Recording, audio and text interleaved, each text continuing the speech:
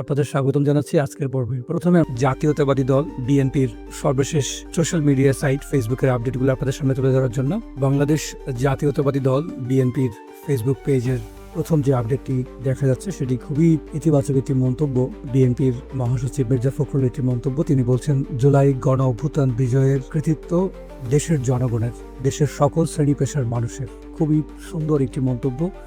এরপরই আছে বিএনপি স্থায়ী কমিটির অন্যতম সদস্য সালাউদ্দিন আহমেদের একটি মন্তব্য, যেখানে তিনি বলছেন, আমরা জুলাই ছাত্র গণ অভ্যুত্থানে সংগঠিত করেছিলাম ডেমোক্রেসির জন্য, এখন দেখতে পাচ্ছি সারা দেশে মবক্রেসির রাজত্ব চলছে।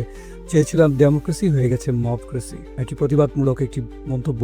এরপর খুব সুন্দর একটি উদ্যোগ বাংলাদেশ জাতীয়তাবাদী দলের পক্ষ থেকে, যেখানে দেখা যাচ্ছে বিএনপির পক্ষ থেকে একটি প্রেস বিজ্ঞপ্তি দেওয়া হয়েছে যে জুলাই আগস্ট গণ অভ্যুত্থান নিহতদের স্মরণে তাদের বিদেহী আত্মার মাগফিরাত এবং আহতদের আশু সুস্থতা কামনায় আগামীকাল 18 জুলাই 2025 শুক্রবার সারা দেশে মসজিদে মসজিদে দোয়া এবং জেলা ও মহানগরে মৌন মিছিল আয়োজন করার জন্য একটি প্রেস বিজ্ঞপ্তি দেওয়া হয়েছে তাদের নেতাকর্মীদের জন্য। খুব সুন্দর একটি উদ্যোগ। এরপরে বিএনপির স্থায়ী কমিটির অন্যতম সদস্য অ্যাডভোকেট রুহুল কবির রিজভির একটি মন্তব্য প্রচার করা হয়েছে, যেখানে তিনি বলছেন, নিপীড়িত ও নির্যাতিতদের প্রতীক হচ্ছে তারেক রহমান।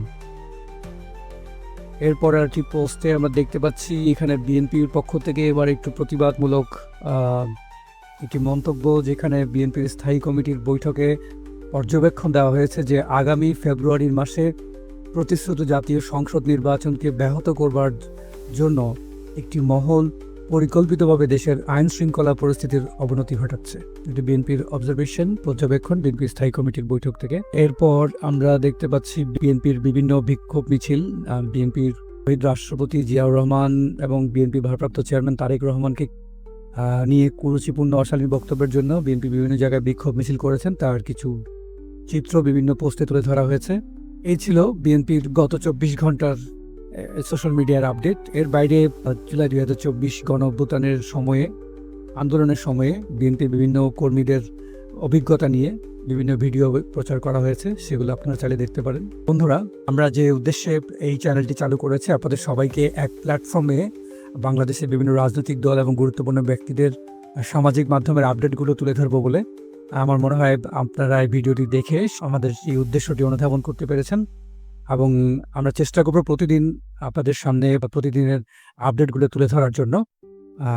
এবং সেজন্য আপনাদের কাছে আহ্বান যে আপনারা দয়া করে আমাদের আজকের এই ভিডিওটি লাইক করবেন এবং আমাদের চ্যানেলটি সাবস্ক্রাইব করবেন এবং বেল আইকনটিও আপনারা অবশ্যই ক্লিক করে দেবেন, যাতে করে আপনারা আমাদের প্রতিদিনকার আপডেটগুলো, প্রতিদিনকার এই কার্যক্রমগুলো দেখতে পারেন, শুনতে পারেন।